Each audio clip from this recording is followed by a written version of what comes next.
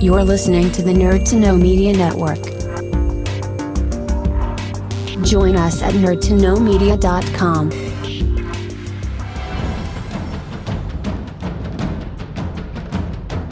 Broadcasting from the Blanchardstown Centre, this is Phoenix FM.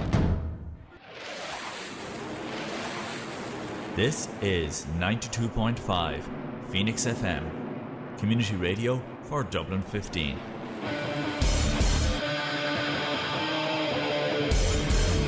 Hey everybody, it's JB Jeremy Borash, and you are listening to Darrow O'Connor on the...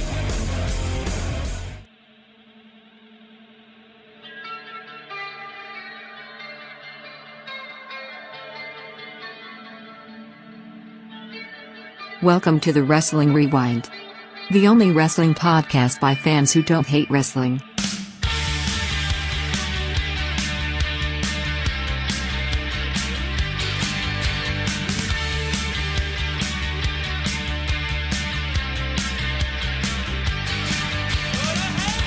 Hello everybody, it is Tuesday here on Phoenix 92.5 FM. You are listening to the Wrestling Rewind.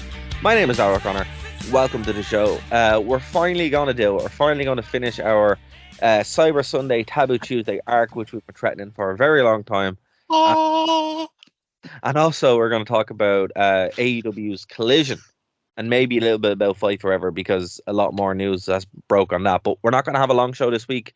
It's going to be nice and tight. We're going to try no overtime. But if you guys do want overtime, please go and check out the show that we did with the lads from Cell Games. It's 3 hours long. It's a very long show.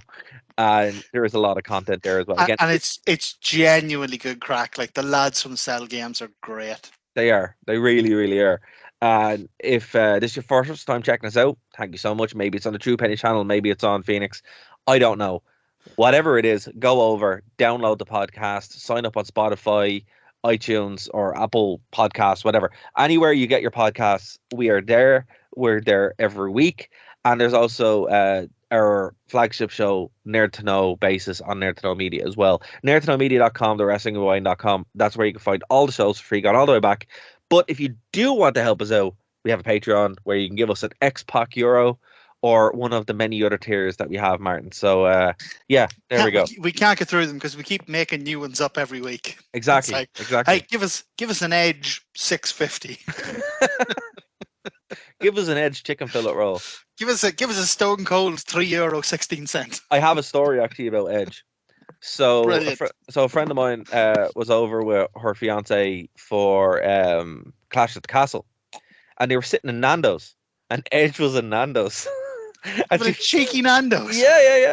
And she was sitting there like, what do I do? Do I go over or whatever? And she texts me and she's like, Edge is in Nando's. I'm like, the weird sentence.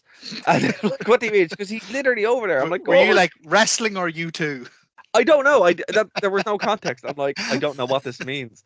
And she's like, the wrestler, I'm like, go over to him. I'm like, what do I say? I'm like, call him Edge, don't call him Adam. She didn't. Oh, so, yeah. There you go. Because I mean, is there like, normally I don't go in, like, I think the whole Mark Smart thing, I think that's I don't think that's I think that's a really crappy way to act. But my God, is there anything smarkier than if you saw the Undertaker and you were like, hey Mark? Yeah, I don't know. Because even wrestlers refer to themselves by their shoot names, by their stage names. So it's like, I don't know. Yeah, that's my advice that I give anyway. But there's my story. So, as I said, my name is Darrow O'Connor, and joining me, as always, is the one, the only, Mr. 1-0, Martin Hardy. How are things, Martin? I'm gonna tell you something, Darren. Sit here. I've just come back from a 2-hour wrestling training session. My feet are blistered and bleeding, sore as hell. My arms feel like they've been pulled out of the sockets. My head is pounding, but my God, we have an actually good looking Rampage tonight, Collision tomorrow, and then what is fast becoming my favorite pay-per-view, Forbidden Door on Sunday. Oh, wow. Life is grand. I forgot about Forbidden Door. Oh my God, it's like I this is only the second one ever, and it's already, like, in terms of franchise pay-per-views, I think it might be the one I look forward to the most. Yeah, I mean it's supposed to be what Cyber Sunday was. It's supposed to give that kind of wish fulfillment. You know? Yeah, exactly. There's a big difference between, Bryan Danielson and Okada, or you could choose between a no holds barred match, a hardcore match, or a falls count anywhere match. But no, I'm all good. It's a good weekend, and I mean, you must be feeling fairly good too, because not only is CM Punk back, but Walmart greeter Punk is gone, Thank and God. Walmart abuse you as you come in the door. Punk is very much here. Yeah, Walmart greeter Phil is gone, thank God. God. Disgruntled Walmart employee Punk is back, which is Yeah. what he always should have been. Ex-employee with a sign out the front saying "Do not admit." Yeah, he's back, and he is like, obviously. So we're not going to do a whole thing on Collision, but I think before maybe we get into like Collision as a whole, what did you make of CM Punk's return promo? I thought the bag was a bit lame. He should have walked it with the belt. To be honest with you, he should have had the belt out. Now I get why he didn't, but I thought that was kind of weird. And taking out the wrestling boots, being like, oh, I'm not going to retire, blah blah blah. It was good. It was good, and the whole thing. Am I telling lies? Tell me when I'm telling lies. It was good. It's just this is the Punk that we should have had from the beginning. This felt more real than anything he said. I would say it felt more real than anything he said, apart from his first debut. Or no, sorry, I want to correct myself there real quick. Except for his promo at Brawl Out. that was more real. The one that I watched thinking, oh my God, what an amazing promo. It's setting up so many feuds. I'm just like, this is the greatest thing I've ever seen. And it still is. I have to say, like it or not, even if Punk had never come back, which I am glad he's back, and I'm glad this Punk is back, because this Punk is going to, he's actually just going to go for it. He's going to be that CM Punk that he always should have been, that he was in WWE. But I mean, that was still the best thing ever. Like, I'm never going to take that away. Like, I still think that's the greatest promo anyone has ever done. It is. Up until I found out that it wasn't a promo, I was enthralled by it. I was like, this is amazing. He, like, in one interview, he's just set up like a year worth of feuds. This is fantastic stuff. I can't wait to hear what the Bucks say in return. I didn't realize that what the Bucks would say in return would be, someone bit me. Get off me, arm. Allegedly. But yeah, to be honest, I kind of think the same as you and the opposite. So I thought, yes, this was the most real he's felt in a long time. I thought the promo was great. I actually liked the shoes, and I liked the fact that he didn't take the belt out, but you knew what was in the bag. See, here's the thing. Rhino has done this before in TNA. Oh, see, I don't have that. See, this is it. I don't have TNA PTSD. See, the minute I saw him, I'm like, oh Jesus, oh no. So, in fact, the only thing I didn't like, here's where we have a little bit of something in common. I do have just a little tiny bit of TNA PTSD. That's a registered disorder by the time this podcast's over. Tell me when I'm telling lies. Great stuff, except whenever he said that, all I could hear was, that is dangerously close to. And folks, where's the lie?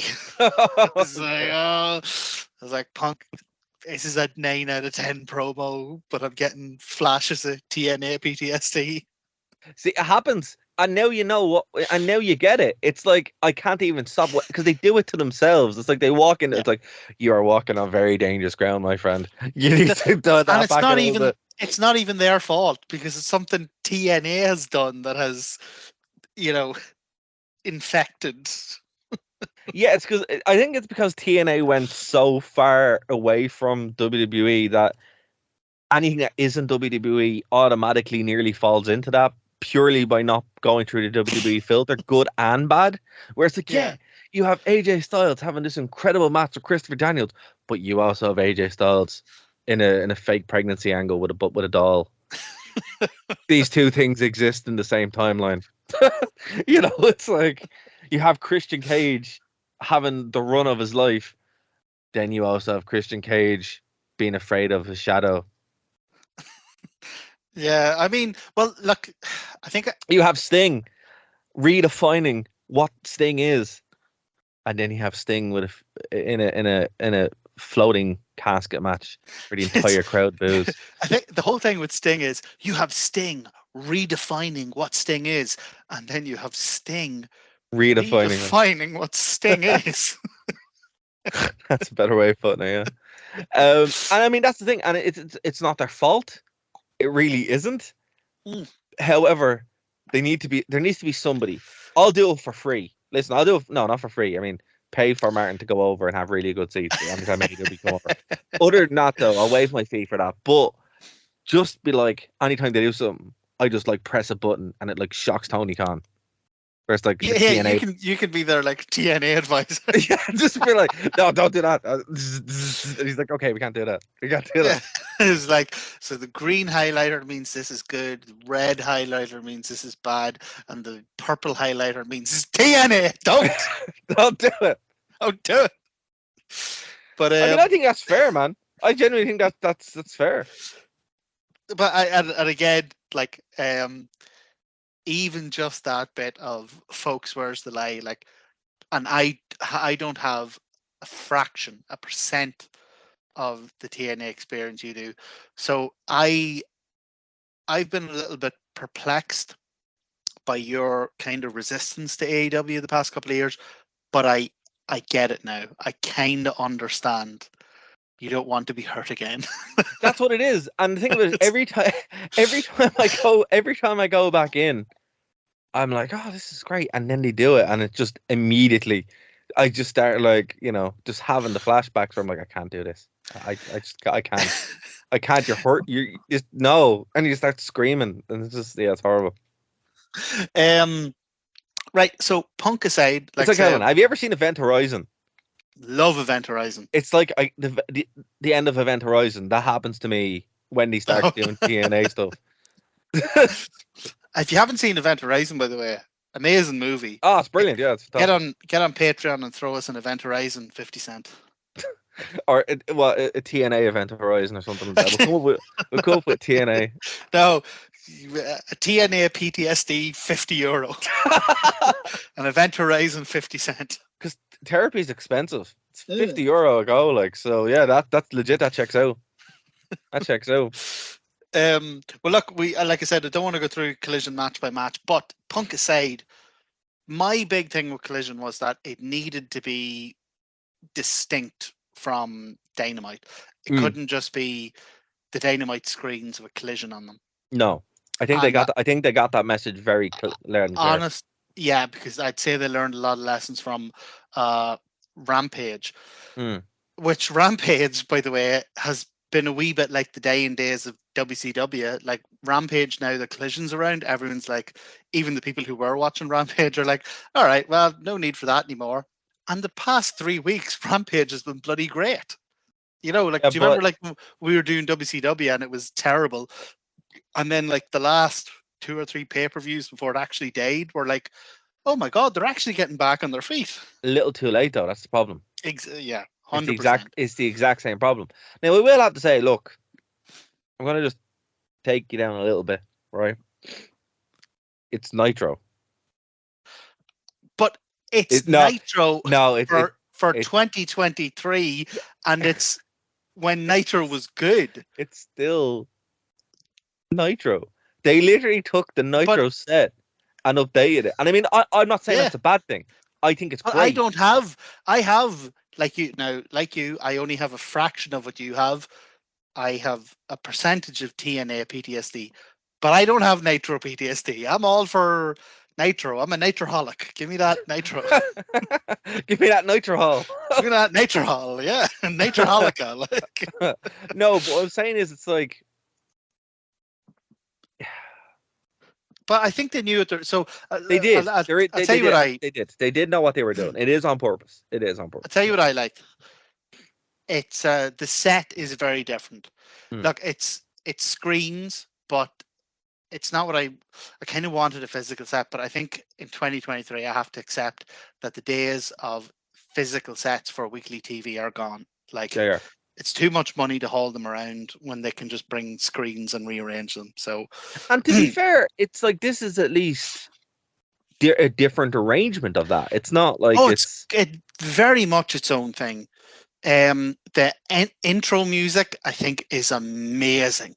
Like, they could have gone with any rock song or heavy metal song and, really done, Billy Big Balls, testosterone, big men smashing meat to heavy metal.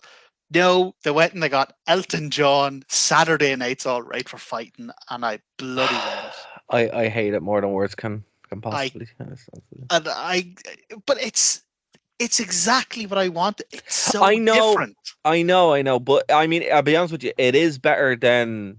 And by the way, I'm not like a big Elton John. I couldn't tell you 2 Elton John songs. No. I mean, but the thing about it is like, I'm not against Elton John. I think that Elton John has some great songs, and that's not where it's coming from. It's more just like, I think wrestling works better when it has a rock or metal theme into it. Because the thing about it is, it's like, WWE have even moved away from it. And what's the current theme for Raw and SmackDown? One of them has a terrible theme, and one of them has a good one. I think SmackDown has a decent theme now. I honestly couldn't tell you. Yeah, I think SmackDown's the one that has the decent theme, and Raw has an atrocious one. But Raw's went through phases of having good themes and bad themes, and when they kind of go towards a rock side. But here's the thing. To your point, and it's a good point, it is extremely distinct. It's yeah, and that's good. And you know that even bleeds into the show. So Dynamite has that boom, let's go, ignite intro, and the show itself is very fast, almost sometimes too fast paced, too hectic, like too and Collision. And again, we only have one episode to go off, but it feels like it feels like a different show. It's not only a different set, it's not only different entrance music, different wrestlers, like it has a different pace to it, a different feel. Like there's fewer things on it, but they're given a wee bit more time to breathe. I just look, it's too early to say it's great or call it a success, but I have high hopes for Collision. So I want to get your opinion on this real quick before we hop in the time machine. Before we finally put the stake in the heart of Cyber Sunday. Well, I hope to bring it back. That's the thing. I hope they use us as a conduit to bring it back. Because we keep saying there's a brilliant idea here. If for the love of God you'd only do it well. Exactly. So look, before we get to that, I want to talk about Fight Forever now. So, I do appreciate certain things about this. It still looks garbage, but I love it. Love the visuals. That's fair, but they look like garbage. But all like I appreciate that what I'm going to say is of a certain generation. Like, so maybe younger people looking at games won't appreciate this or won't be attracted to this. Since I was 2086, since I was 14 years old, all I have ever wanted is a sequel to No Mercy, the greatest wrestling game ever. And you know what you're going to say, right? So, and this is everyone listened to Nerd to Know Bases this week, where I have a very similar discussion with Kev about RoboCop versus Terminator for the Genesis. Ooh, nice. Yeah. And he just will not play it. He just won't play it.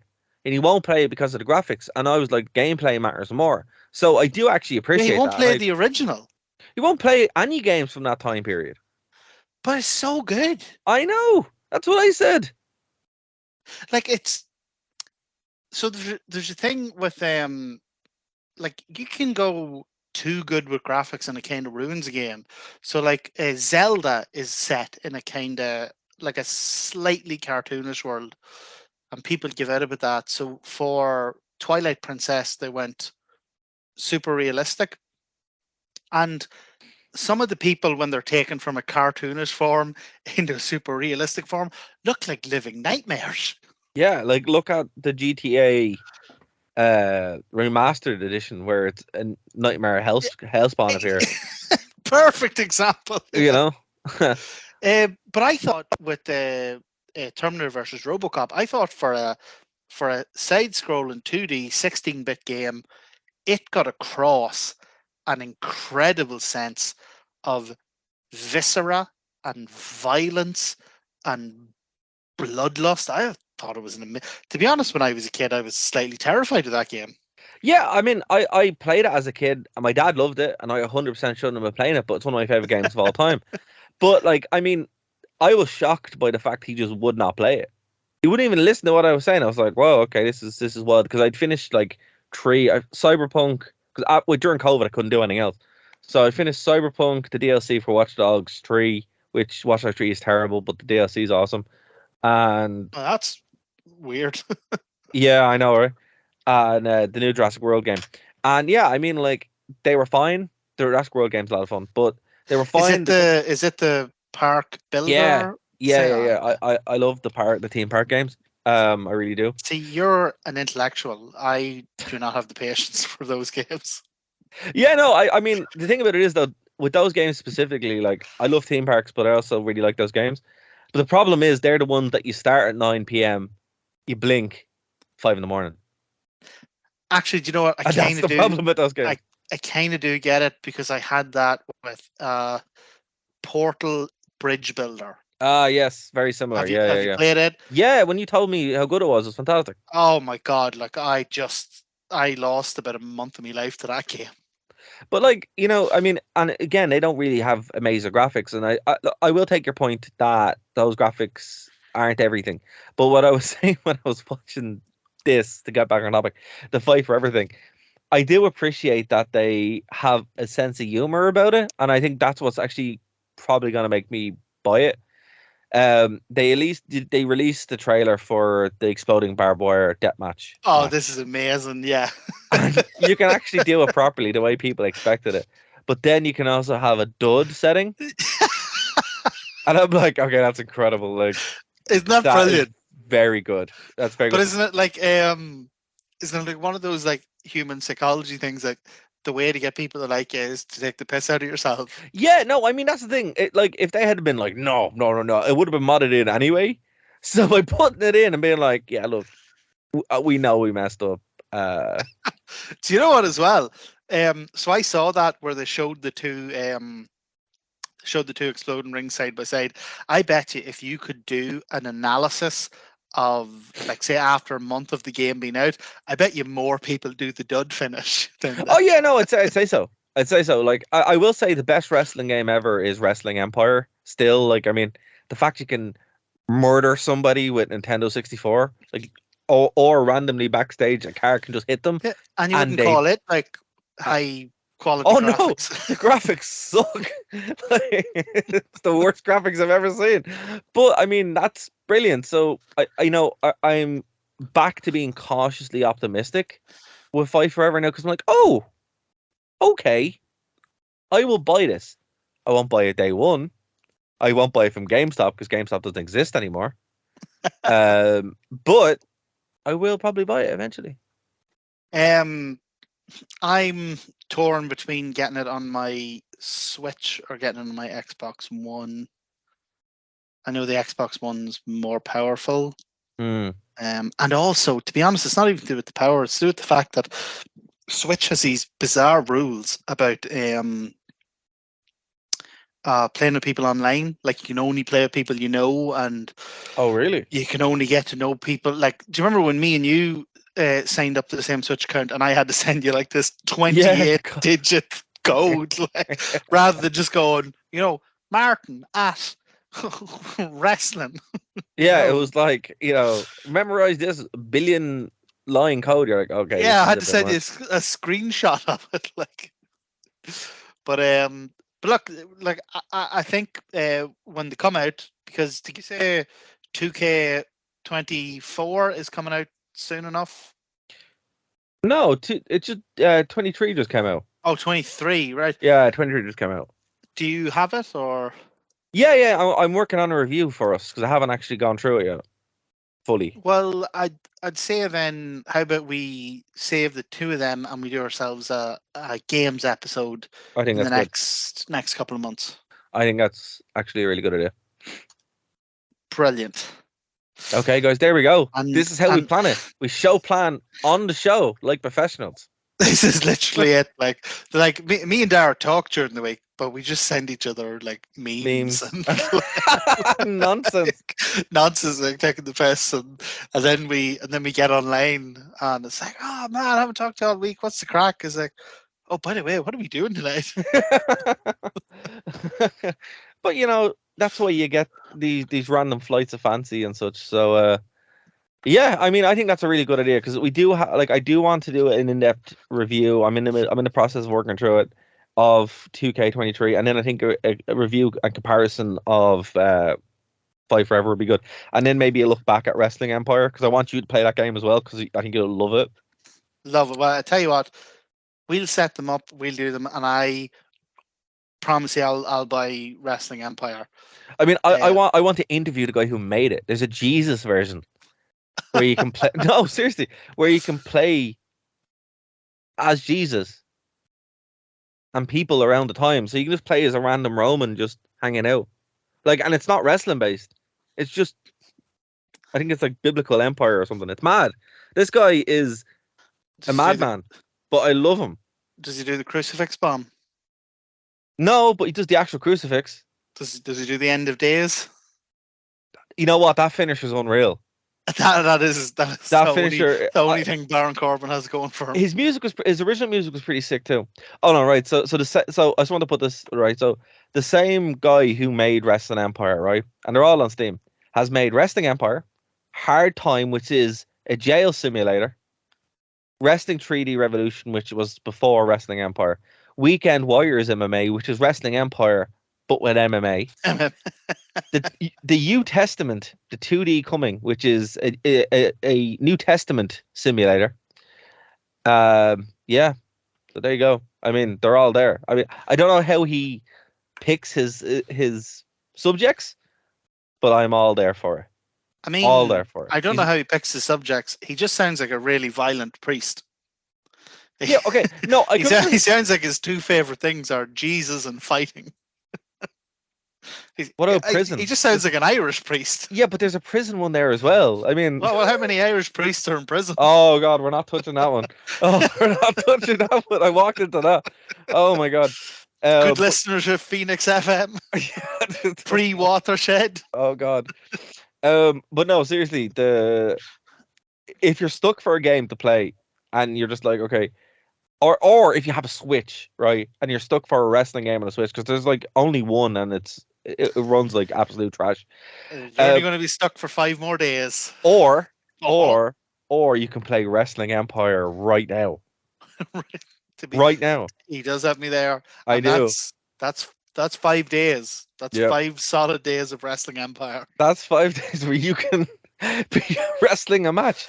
And your I'll be honest with dies. you, Dara.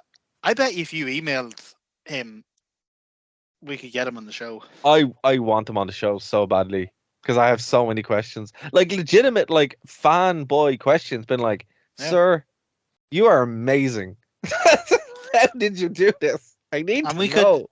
We could not lie to him, but we could use like a omission to encourage him. We could be like, yeah, we want to bring you on to our global podcast because it is technically global, and our Irish radio station, giving the impression that it is well north to south, coast to coast. I have to say though, Kerry to Kerry. So the website's amazing, right?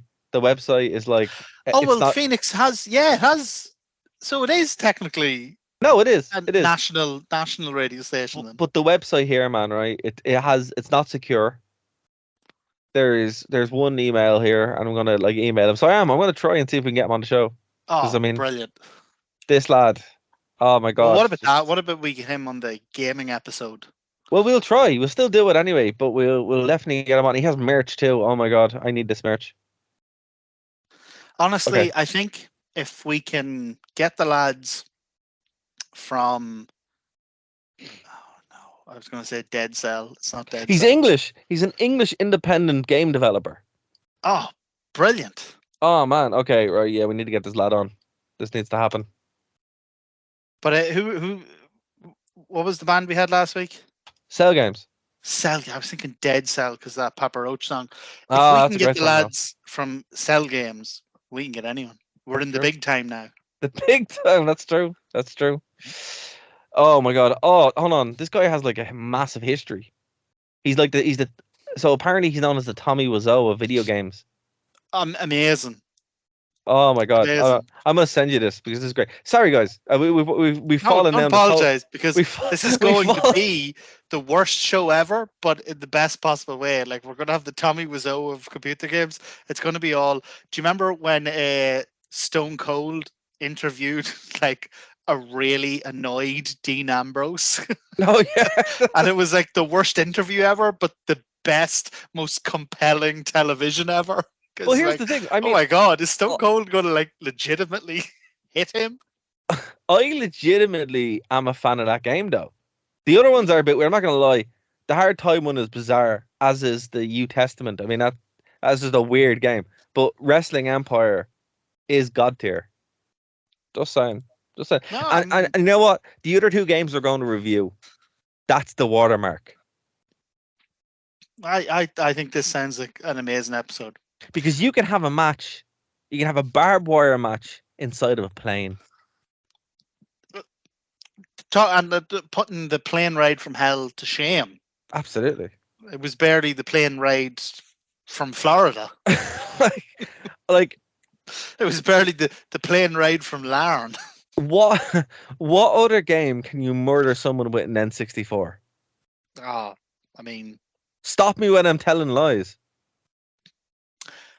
okay, not murder, but I think in No Mercy, you can take an N64 out of the crowd and beat someone with it. Oh, very good. Very good. Very, very good. Well, that better be in Fight Forever, or else I'm going to write an email to Tony and be like, Tony, hey, I have notes. Tony, I know you have no control over Nintendo properties, but the fact that you did not include this Nintendo property, I give your game no Virgil tenors out of 10. No version of that. I give your game no cents out of 1 Xbox Euro. Tony, you better break out that cash book because you're going to need it. Time to Yeah, buy Nintendo. It's time to- I want Fight Forever 2, and I want Mario in it, and I want Fight Forever 2 to be called Fight Forever Smash Bros. Smash Bros. Oh my god. Anyway, in the last half an hour we have after that wild tangent, which I think that's our Oh my best God. tangent ever. I think that's our best tangent ever. I really am. I really do. Well, it's because it's like the Brawl Out. It's set up so much for the future. Exactly. But the difference is we'll acknowledge it again. We won't like do 2 separate shows to keep them separate. Well, again, and I don't want to get into it now because I know we're moving on to Cyber Sunday. I don't want to get into it now, but my hot hunch, I think they've worked it out, and I think we're going to see Punk v Elite over the course of the next year. Well, speaking of somewhere we won't see CM Punk wrestle. Oh, I know, right? what was this about? Professional, right? Professional. So we're in the time machine. We're going all the way back to October 26th, 2008, Phoenix, Arizona, in the US Airways Center. Cyber Sunday 2008. Now, the cover, like the actual artwork of this features CM Punk and a bunch of folks with CM Punk's straight edge tape fists. And it's so you're assuming, all right, CM Punk's probably going to be wrestling on this. You'd be wrong. He isn't. He does appear for about 30 seconds. Yeah, because he's tagging at this point with Kofi Kingston, because they are legit mates at the time. And he doesn't get selected. Here's what I don't get, right? So fair enough if that was the poster for the show before it happened, like if that was the hype poster to get people. But when you're watching on the network, surely they can change it up. I mean, it's not as if you go to Royal Rumble 2002 and there's a big smiling picture of Chris Benoit on the front. Like they've managed to retcon that. Yeah, surely they can go and, Backlash 2004 as well, right? yeah, surely they can go and go, oh, do you know this big poster CM Punk we have? Actually, CM Punk didn't even appear in that show. Maybe we could change it. They didn't do that. No, they didn't. Yeah, I feel bad for them because it's like they had to travel to the arena, right? They had to gear up. They had to sit there. And it's not like they were in a dark match. They just went home. Or they hung around because you're not allowed to go home. They were just hanging out in catering, watching the show. It's like, it's a massive waste of time. Like, yeah, like I'm sure if you're a wrestler, like if someone says you've the week off, that's amazing. Sure, if someone says you've the week off and you're going to get paid anyway, you take their hand off. Yeah. But I also imagine if someone says we need you to come to the show, you'd like to bloody wrestle. Yeah, Like, I mean, I'm sure he got paid anyway. That's the thing. Yeah, but at that stage, it's probably not about being paid. Like one of Bret Hart's biggest complaints about WCW was they kept flying him everywhere to all these nitros, and then he wasn't on them. And he's getting these big paychecks, but he was like, "Why in the goddamn hell am I in Arizona? Like, you flew me down here from Calgary. I sat in catering. I had a couple of burgers, and then you flew me. Like, I would rather be not paid and left alone in Calgary." You know that I'd be the same, to be honest with you. I think maybe that was why this happened. I think why this concept maybe was discontinued. This waste, because there's a substantial amount of waste on the show. I'm like, it's not the worst thing. That's why I think this idea is better as a Raw and SmackDown rather than a pay-per-view. Yeah, no, I agree. And the idea is still very good. And you know what? Now the fact that we're in a smartphone world, right? Where yeah, you can vote. Yeah, I mean, it's there. Like even the stage for this show was BlackBerry, which is very weird because I mean, no one's thought about BlackBerry in years. No, to be fair, in 2008, it was the thing. Like everybody was. What was the? Was it a BBM? Shoot me a BBM. A BlackBerry message, like, because they'd kind of gotten out ahead of the thing where, particularly, dear listeners from Dublin, you won't understand this, but if you're on the border, you were getting charged, depending on if you were in your sitting room or your bathroom, you were getting charged different different costs. BBMs at the time were free no matter where you are. I'm so like this is a thing that is not part of my world. Honest to God, like I'm enthralled by this. And actually now, because of Brexit, one of the many gifts of Brexit is that this is coming back because the EU outlawed roaming charges. The EU is like, oh, interesting. Roaming charges are nonsense. Like, yeah, they are. So the EU outlawed them, but then the Tories now leaving the EU and they're outside of these laws. So they're having what's called they're calling it a bonfire of the vanities. To me, it seems like a bonfire of very common sense rules that made everybody's life easier. But one of them they're getting rid of is the ban on roaming charges. So now people like myself who live along the border are back to, checking. Oh, I'm in the left corner of the hay shed, so I'm picking up a sudden signal here. So I'll be able to text me friend in Dundalk, and it'll only cost me, 10 cent rather than 50 cent. And then I'll go and text me missus in Newry, and I have to head up to the northwest corner of the loft where I'll pick up a northern signal, and it'll only cost me 10p rather than 50p. That's So wild. I don't even have words escape me on that, but wow. Well, There you go, folks. You look, you can say what you want about this show, right? But you can't say you don't learn things. 'Cause can't I say you didn't don't know learn that. things. And I'll go even further, dear viewers, and I promise you, Dara, I won't say it, and that'll get us banned, not to scandalize you. But if you're a young man and you're having your first girlfriend and you're texting her in the middle of the night, very creative things, Oh my god. I think it's unfair that because of the position of your bedroom in the house, that you're forced to pay 50 pence a text when you really have no option but to reply to the texts that she's sending. Yeah, but here's the thing.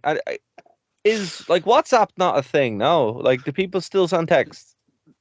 No, this is back Oh, when I this is back in the was day. back when I oh this is not anymore. Like Oh, now okay. nowadays it's just well there's no Roman, well there wasn't Roman because of the EU. There is Hmm. now, but even at that, yeah, you just use WhatsApp, Viber, Messenger, whatever.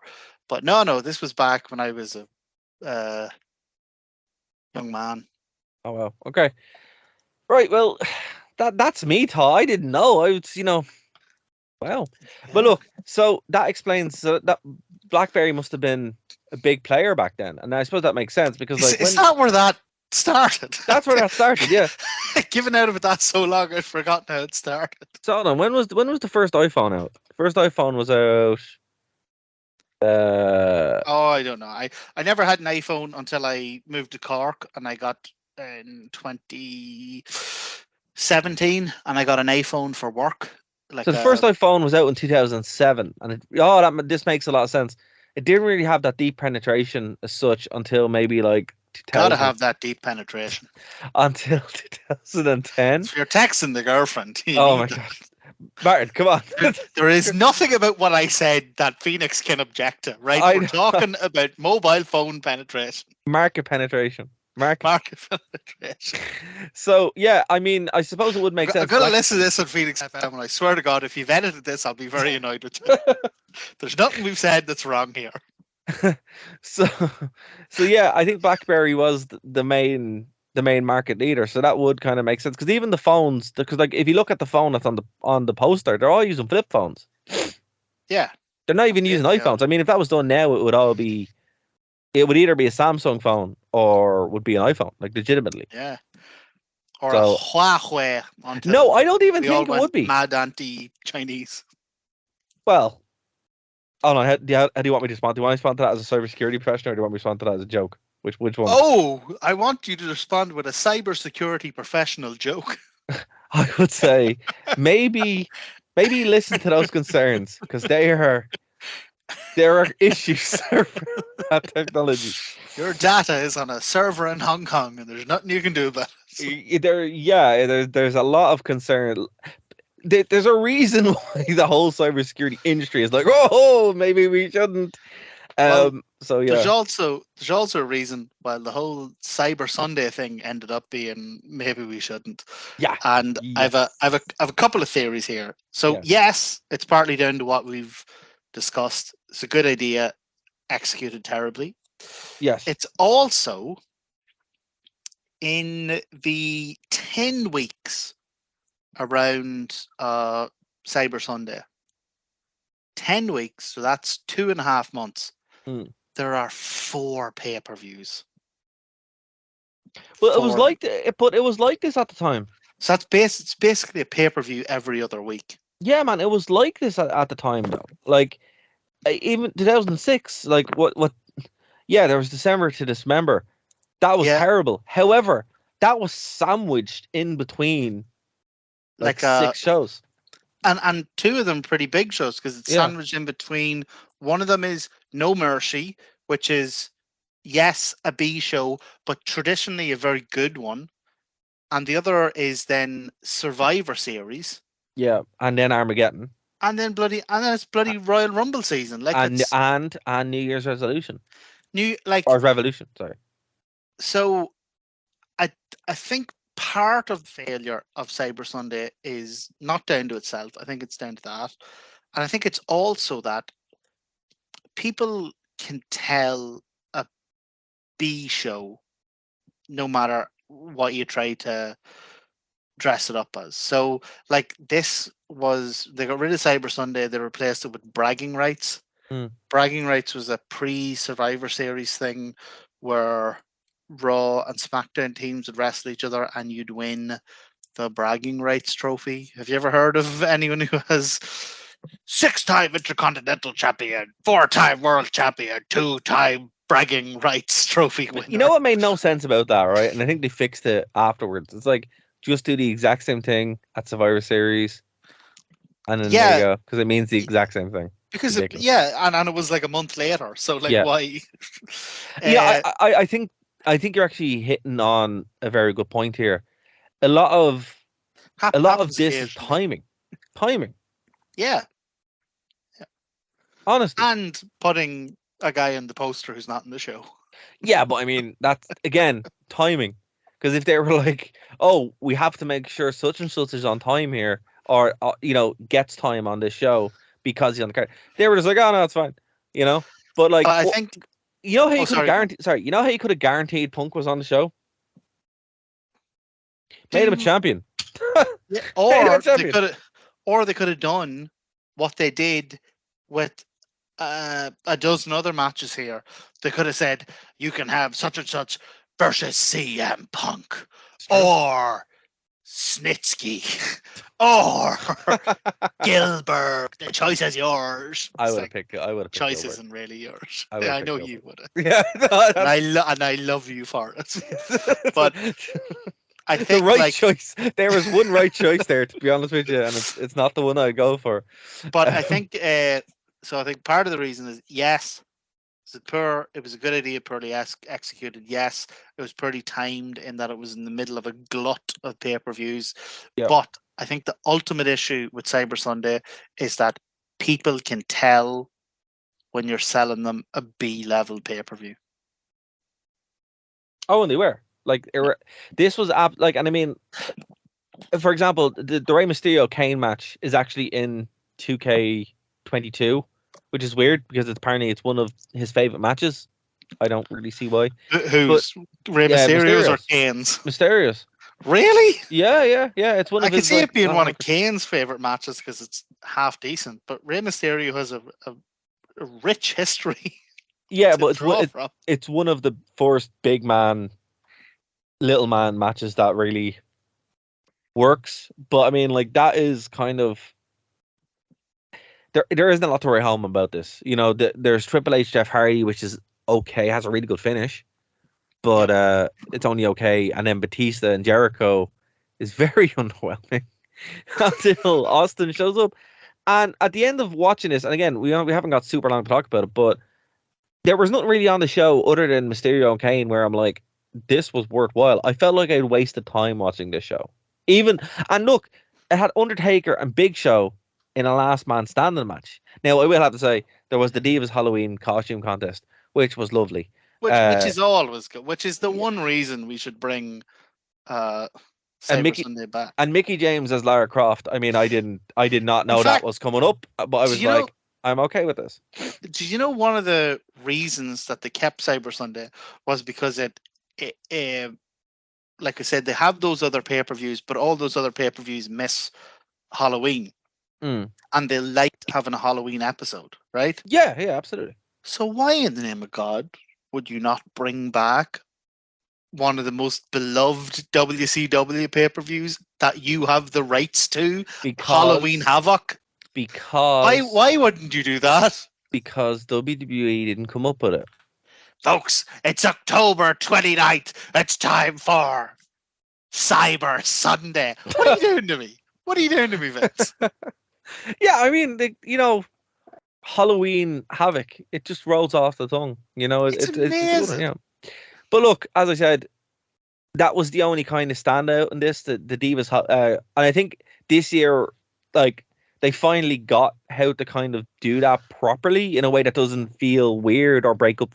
Like, it breaks up the show quite well, but they could never do that nowadays. They could absolutely never have. Definitely. Like some of them are still. So I'm flicking through my notes here because it's broken up through the thing. So we have the costumes is back. There's one of them is dressed up in an army thing, and she's Major Trouble, and that instantly made me think of Major Guns Yeah, yeah, from yeah. WCW. That was amazing. Kaylee Burchill, totally forgot about her. She's awesome. Like her time in WWE. You know about that angle, right? With her brother. Oh, Katie Lee Vick. No. Kaylee Burchill was a pirate gimmick, and Paul Burchill was the gimmick. And He was the guy who used to swing into the. Yeah. I think we will. That was actually pretty cool. Yeah, but there's stuff behind that, like not in real life, but in the so which way I might have it backwards. Is it in kayfabe, their brother and sister? Yeah, in kayfabe, their brother and sister. Yeah.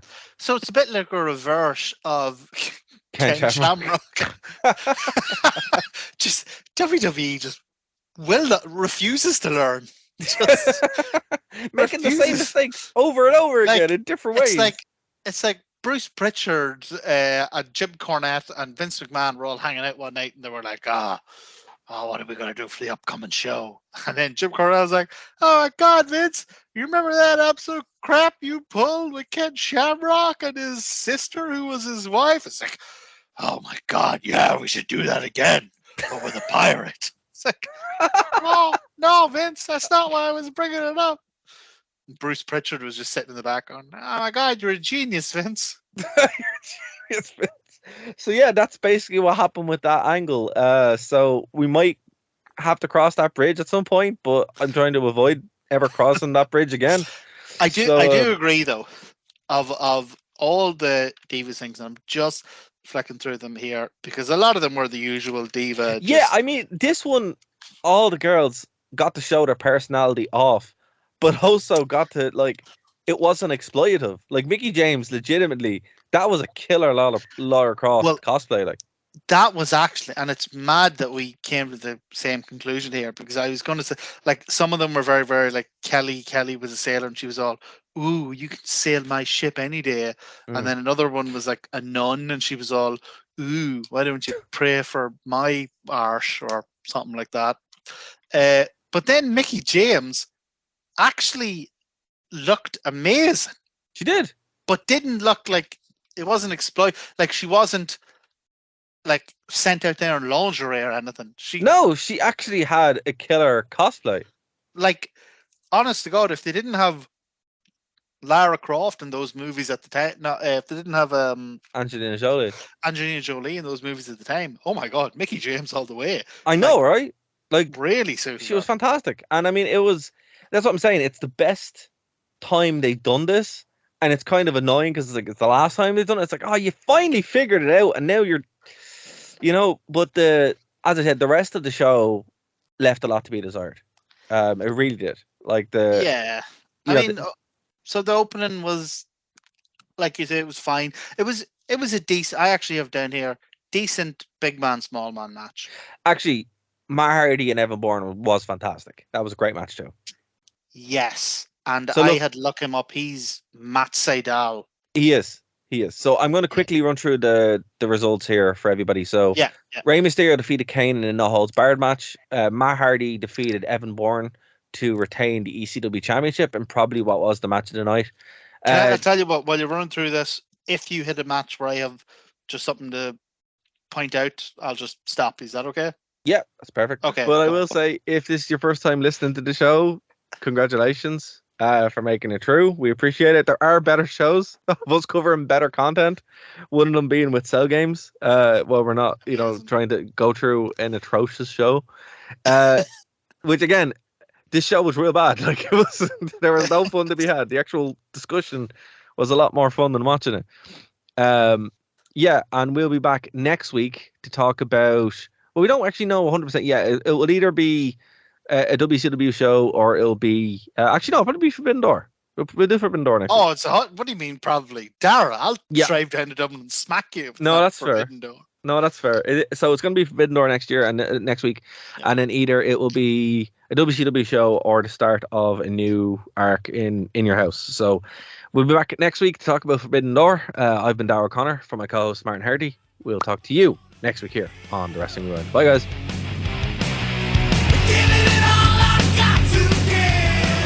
You have nothing else to do on a Saturday?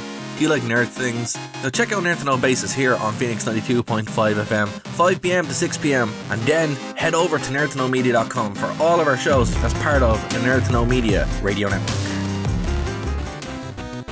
Thank you for listening to a Nerd to Know Media production.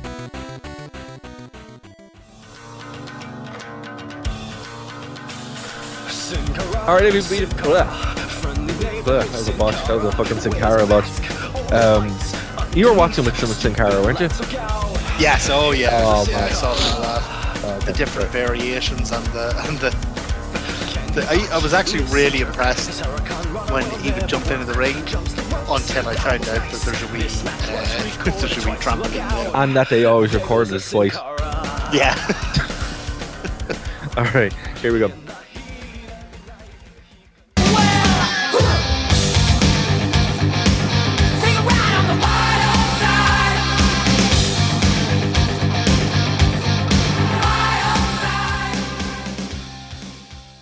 Match, Matt Hardy defeated Evan Bourne to retain the ECW Championship and probably what was the match of the night. I'll tell you what, while you're running through this, if you hit a match where I have just something to point out, I'll just stop. Is that okay? Yeah, that's perfect. Okay, go ahead. John Morrison and The Miz defeated Crime Time and Shad Gaspar in just a tag team match. Literally nothing to say. In fact, so little happened, I had to stop you to tell you that. No, that's fair. I mean, it sums up the drought of tag team wrestling. This was this was around the Highlanders time. And Naughty's Miz is just I can say this because it's not a swear word in Ireland. Just the literal embodiment of a douchebag. Yeah, legitimately, absolutely. Just not even like he had X-Packy. That's what it was. It was but that's an insult to Sean Waltman because that needs to be changed to Naughty's Miz heat. Fair. The Honky Tonk Man defeated Santino Marella for the Intercontinental Championship. Oh my god, terrible. Can I shock you? Go on. You loved it? Love this. Oh no. Love this. But Roddy Piper would have been better. Or Goldust. Yeah, but the thing I've found is that whenever they do a Legends thing, they always end up bringing all three of the Legends out anyway. So which is what happened. Yeah, it's fine. That's fine. But look, Santino Marella came out and he did this. Like, I wasn't watching WWE at the time, so I haven't been overexposed to this stuff. So okay. I think I say it, a funny word thing is entertaining. I say it the thing the wrong way, you know. I have to say, I come out, I wrestle the honky man. the best is yet to come with Santino Marella and Kozlov. Like that stuff is actually hilarious because I was in person for it. Like they did a lot of it in England. Okay, fair enough. I'll give you that. Yeah, so I thought this was all right. I thought it could have ended better. Like with the mat, this gave me again, not a swear word. This gave me wrestling blue balls, right? Everything was great. Santino Marella coming out as the heel, Honky Tonk Man as the face veteran. Obviously, he can't do much. Nobody's expecting him to actually go for a full match.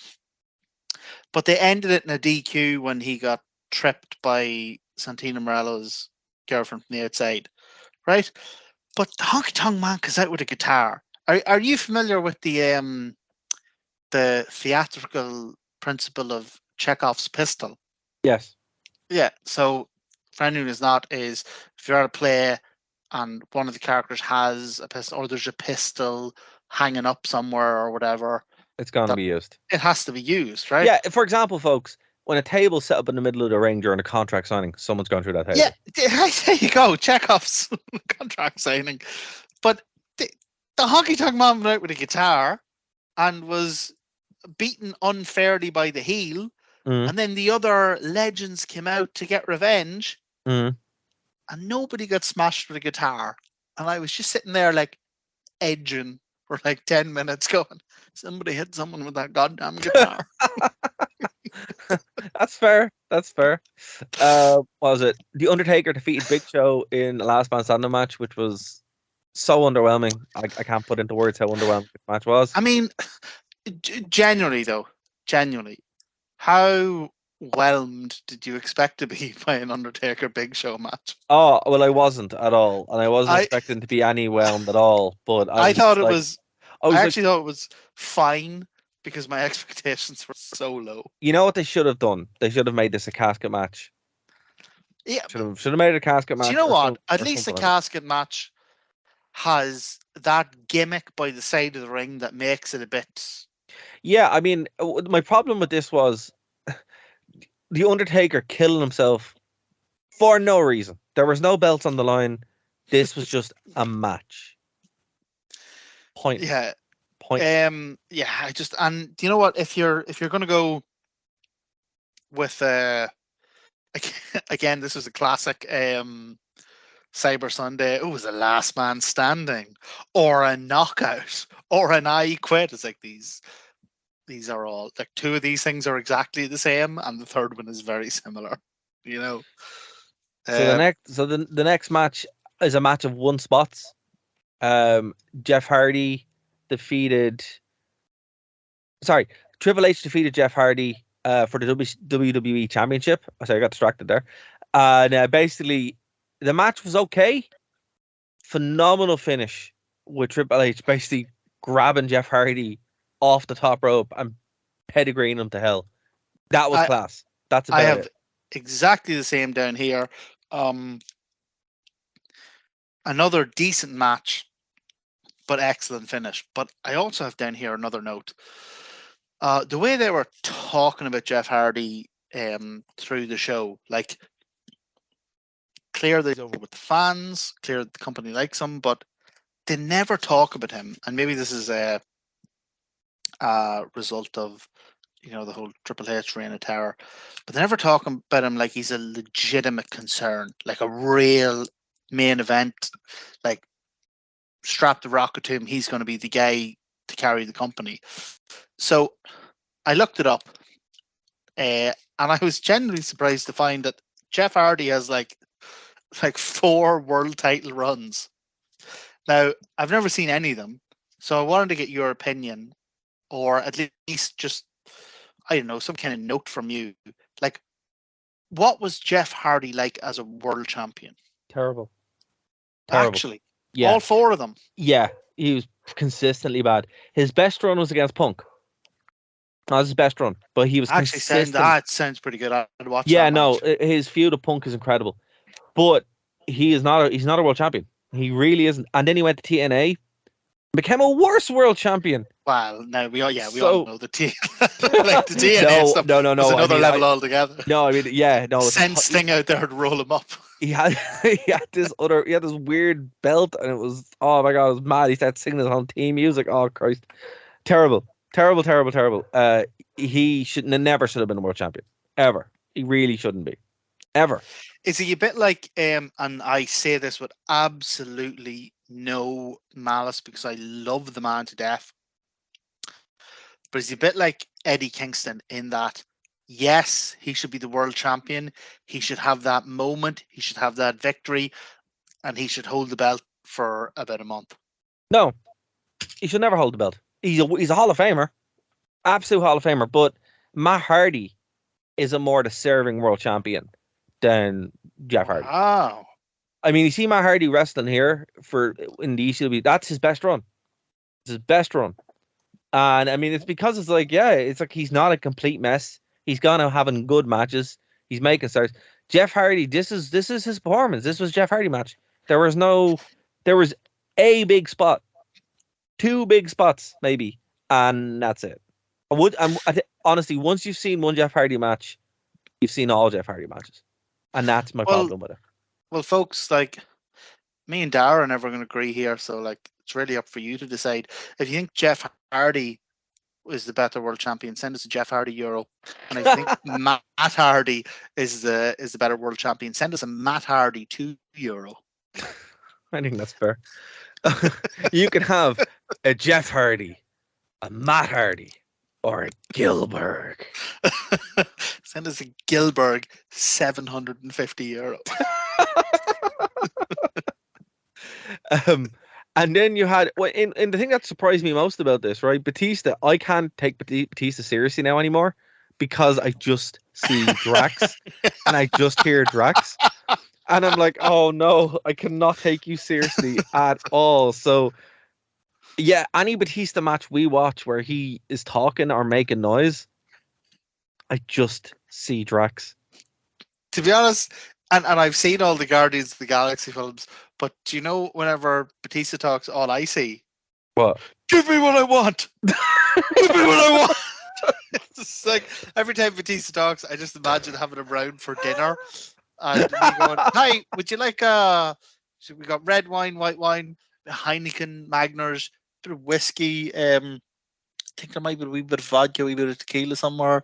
Like whatever you want to drink. What would you like?" And he's like, "I would like a vermouth." It's like, "That's sorry, we don't. We but would happily, if we had one, I'd make it for you. But we just don't have a. Give me what I want." I don't. I like. I'd send Hannah out into the garden, going, "Look, just mulch up some grass into the vodka." It's, Oh, that's too good. That's too good. That's too good. But yeah, so I mean that was the problem with it. And Jericho, this is a weird transition point for Jericho because he hasn't done his best heel. I don't think you've seen this where he blinds Shawn Michaels and like smashes up his wife and stuff. It's very good. I've seen very all good that. run. Yeah, So he's not there yet. Disappointed by this. Yeah, he's not there. Yeah, he's just kind of like, I'm Jericho. Yeah. The other thing I find is that as soon as you bring Stone Cold into, and like there's plenty of reason to bring Stone Cold into a match. It's obviously a massive draw. I mean, when they did the vote, it was like 4% Randy Orton, like 8% Shawn Michaels. Also, the first time Shawn Michaels has lost, though. Yeah, and then like what was it, like 78% Stone Cold for the vote? Yeah, but it's the first time he lost in this because usually it's him that's winning. But the point is that the minute you bring Stone Cold into a match, whether he's a referee or whatever, you make the match about him. Yeah.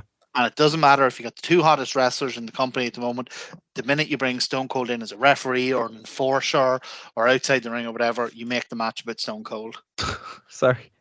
I'm on Wikipedia here, and just the picture they use for Batista is absolutely hilarious.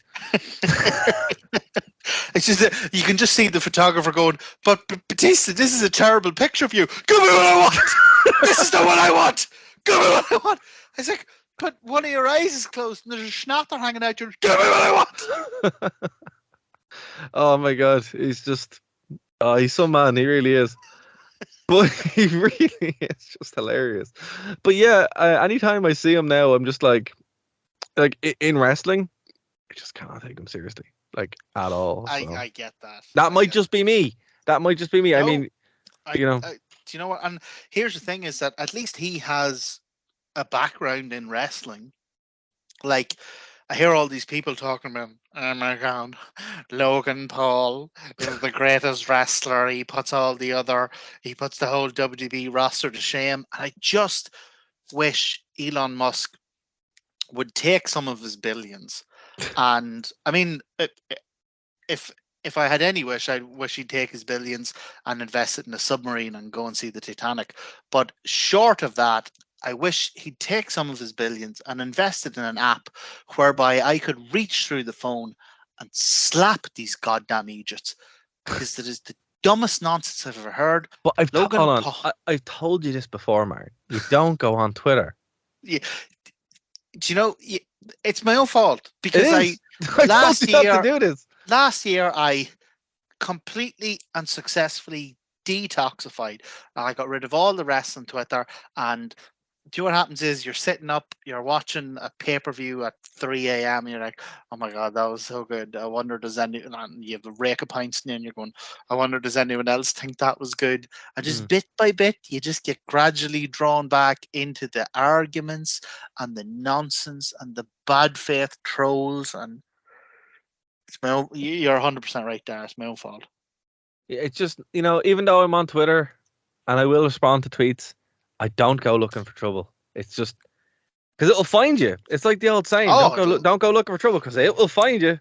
It'll You know, seek you. It'll sneak into your house at night and take pictures of you and post them to you the next day, and you'll be like, "What the hell? I didn't even know I was in trouble." Well, and also again, it's like, you know, it may or may not be where Twitter literally exists to get you fired in your job in 10 years. Like that's that has to be. I mean, that's the only thing that works. It's like, oh, you did this. I would be destitute and penniless if Bebo still existed. Because that's where the bulk of all my absolute unhinged nonsense is. And thankfully it just disappeared from the face of the world. Well, no, it came back, but the servers were nuked. Yeah, well, they're all like, "Oh, you can download it." And I was like, "Well, luckily, none of my prospective employers are going to go downloading Bebo." Oh my god! I know it's funny. Bebo was big at the time that this pay-per-view came out, because I was in college, and Bebo was the big thing. It was massive. It was 2008. Yeah, it was massive. Yeah, it was literally just before MySpace came in. MySpace was great. Was very brief though. Actually, MySpace was way better than Facebook, but it was very brief. MySpace was actually incredible. It was incredible. Facebook just took over. And I think the reason why, again, not to sorry to derail this, but I think it's because like it took the best of MySpace, the best of Bebo, and the best of MSN and mixed them together. But no, do you know what it did? It did social media, but in a pure sense, in that you could really only interact with the people you knew, and you weren't introduced to a constant stream of consciousness of lunatic strangers from all over the world. Yeah, you know? Yeah. It's like, it's like if you log on to social media and you go, "Oh, I wonder what me friend Michaela is saying," or "I wonder what me Auntie Bridget is saying," or "I wonder what me brother Paul is saying." And now when you go on, it's like, "Oh, I wonder what, you know, boob lover 69 thinks of." Like it's just an absolute, it's dystopia. We don't realize it because we're in the middle of it, but we live in a digital dystopia. No, we do. We don't live in the fun one with the Linux terminals and the cyberpunk with the cool rain and eating noodles. No, we do you live remember how much promise there was in the internet in the early noughties? Like, it was going to be the best fun ever, and then and not to get all political, but I got taken over by bloody capitalism and ruined. Well, no, I mean, no, the internet. Okay, the internet is doing not what it should be doing. It was not set up for this, which is why it's so insecure, because we're using at best 15-year-old technology for everything and trying to patch it all together. You know, I mean, take me back to 2005 where the internet was, where everything was perfect. That's what I want. That's what I want. You know, Bebo, you had gore.com. Yeah. Oh man, I'll be honest with you though. It's like I would take the days. I would take the Wild West internet than what we have now. The super controlled, as you said, corporate internet. It's not fun. Because like, look, it's even like you say, it's super controlled. Exactly. But it's actually worse, because it's super controlled, but not by like lunatics who just want to share their ideas. Super controlled by like just constant advertising and algorithms and here's the thing, I would rather have those head cases because they're more fun. They're more fun, you know. And you know what the best part is? What is that this doesn't even count as a tangent, because it's completely and directly related to CyberSunday, to the theme of the pay-per-view. And you know, and I think that's what it was. Like, that's what it kind of captured. And you're right, it's not a tangent. Like, it's this. We will. It will have to go into the post show because we have gone over time. I'm so sorry. No, it's okay. It's okay. But I mean, it's for those who don't know, Dara is being tremendously accommodating tonight. He has a ridiculous day of martial arts tomorrow, and I'm sure he would love nothing more than to get to bed. No, it's not even the training tomorrow. It's the traveling that I'm not looking forward to. It's like, travel up. It's only Newry. It's an hour away. Yeah, I know, but still, I hate. It's like it's the worst part about gigs as well. You're like the gig is great, traveling. Well, It's the worst. and part. I'll tell you something else.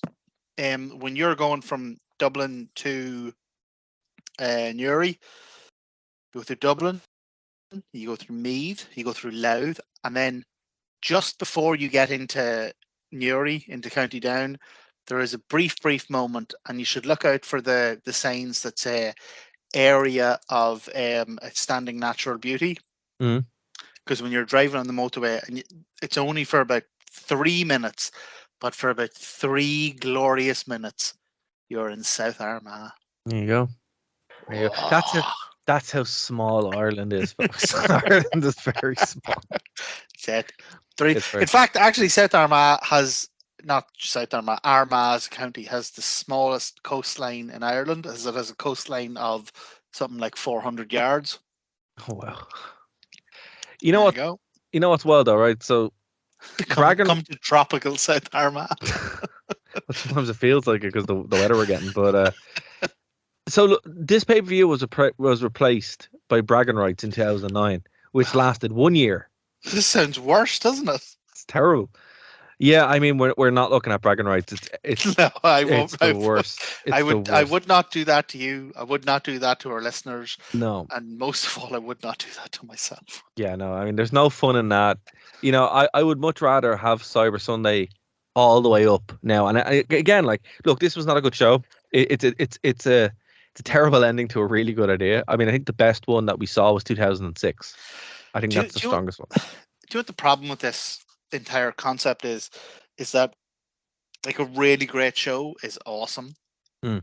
And last week, like, and I don't mean to keep directing people back to last week's show with I'm going to say Dead Cells again. Cell Games. Cell Games. There you go. I don't mean to keep directing people back to that, but the guys from Cell Games are great crack, and that 96 Buried Live pay-per-view is a goddamn amazing. So good. So good. It was so relieving to me, like, because I, honest to God, sometimes feel like I'm like the constantly down guy on this show.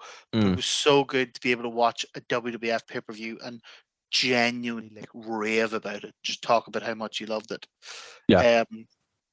But I think the major issue here is that these pay-per-views aren't amazing, which is fun to talk about, and they're not terrible, which is fun to take the mick out of.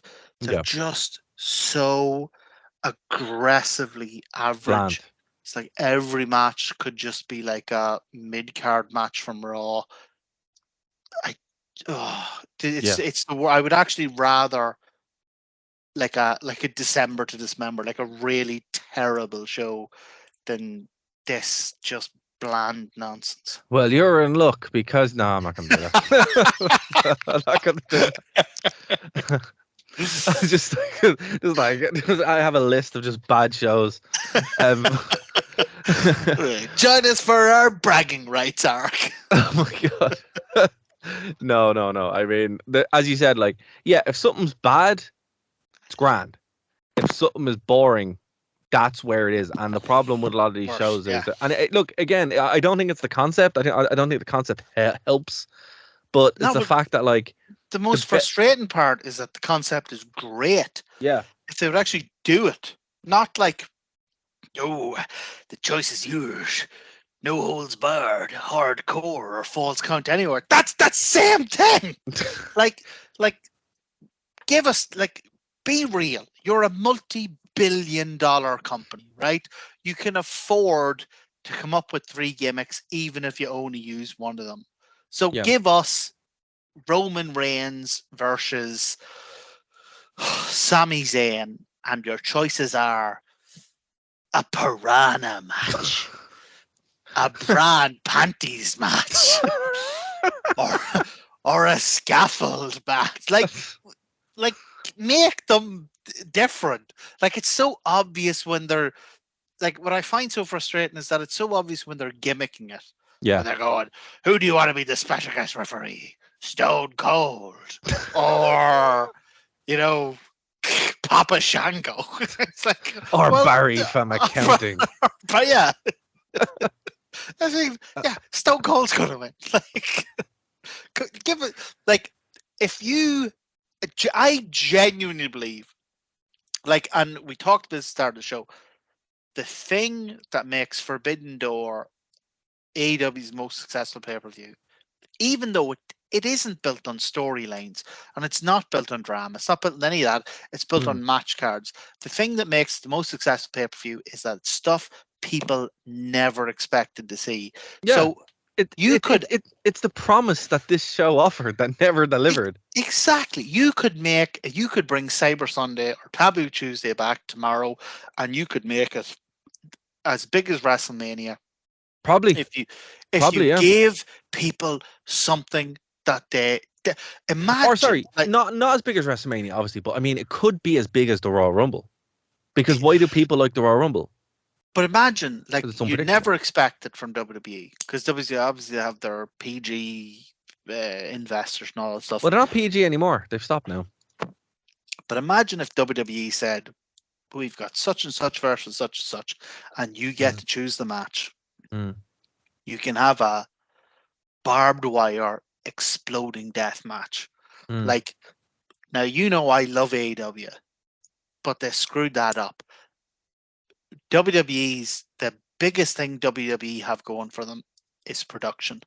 Yeah. They could do a barbed wire exploding ring that would be amazing, right? Yeah, absolutely. That'd sell that thing out in the morning, but they just keep giving you, you could have a hammer match, or a mallet match, or a chain match, rock tied to a stick match.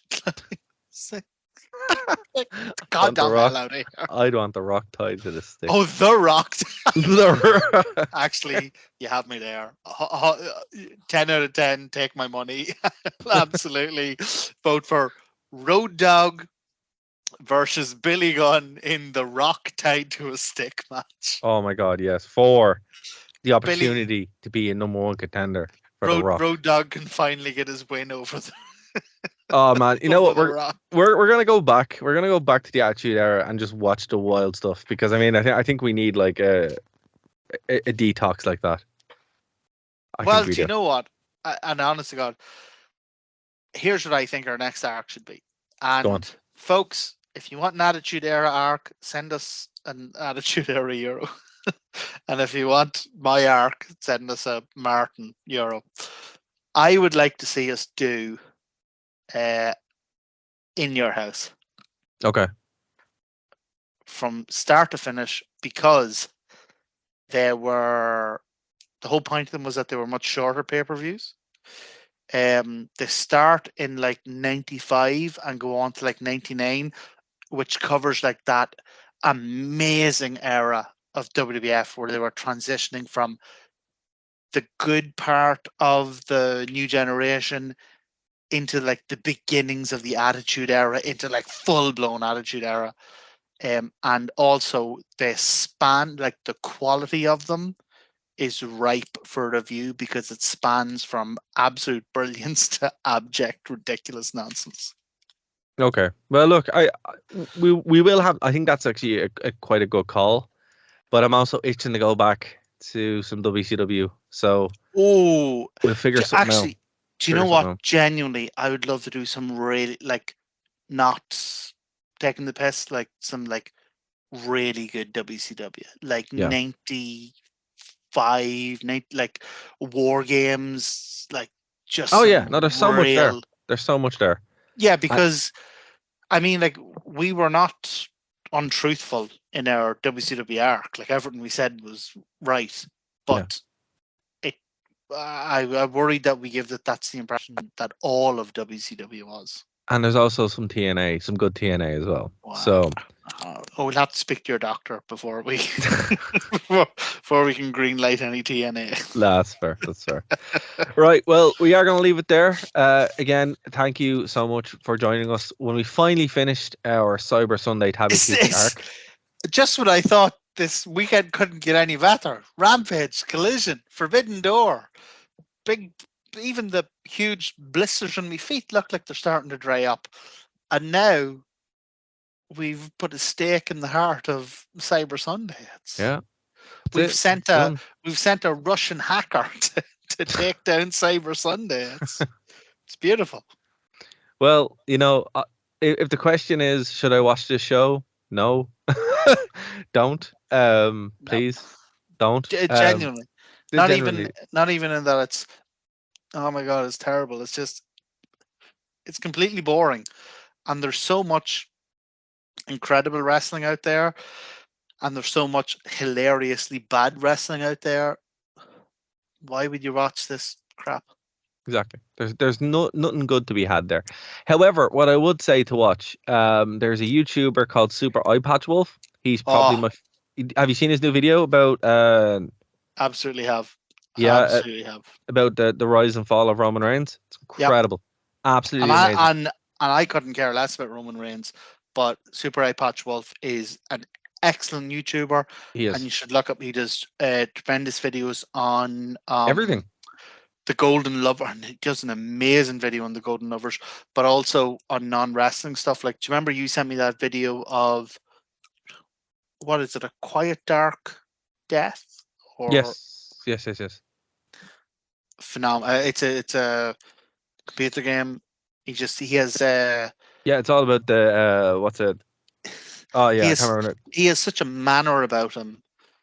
Yeah, his if you like really long videos that are like all narrative based, there's no one that does it quite like him, and it just seems that he's a massive wrestling fan. So, but not like there's no crap. Like his videos are like they're genuinely enthralling, and his delivery is genuinely like he brings you into the issue emotionally. Like even if you're not a wrestling fan, and I actually had a text of mine.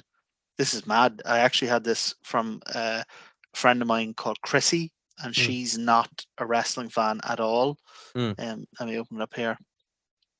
And she says, oh, by the way, I love pro wrestling.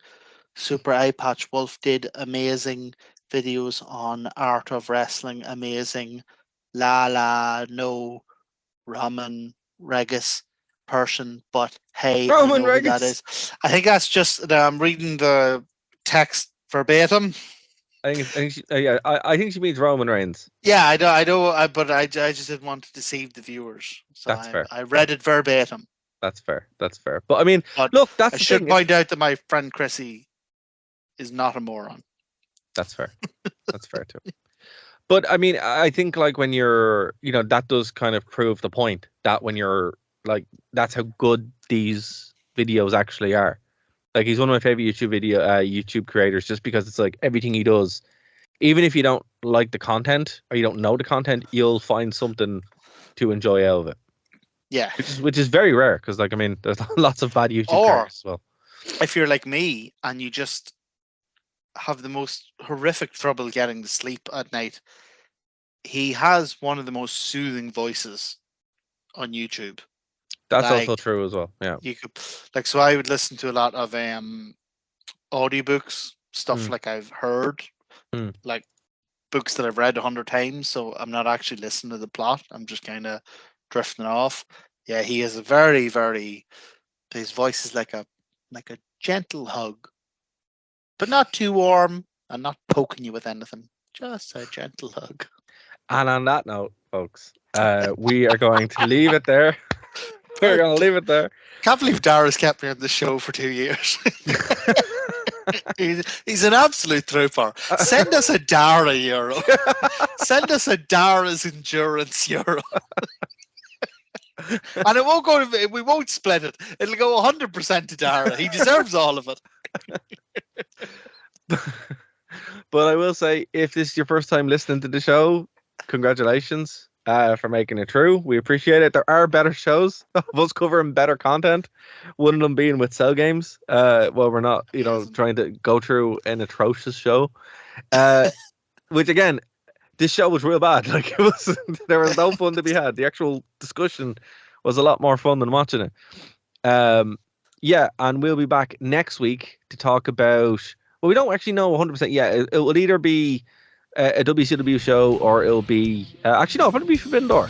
We'll do Forbidden Door next. Oh, it's a hot. What do you mean? Probably, Dara. I'll drive down to Dublin and smack you. No, that's fair.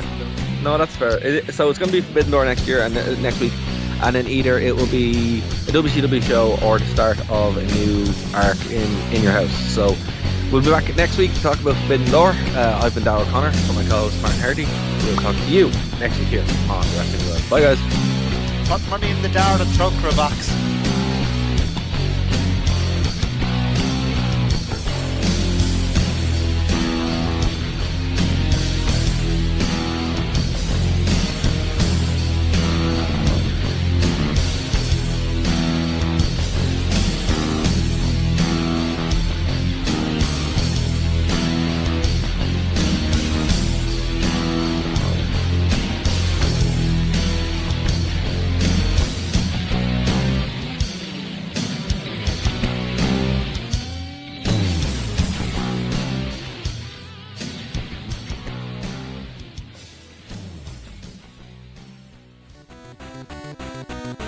Thank you for listening to a Nerd to Know Media production.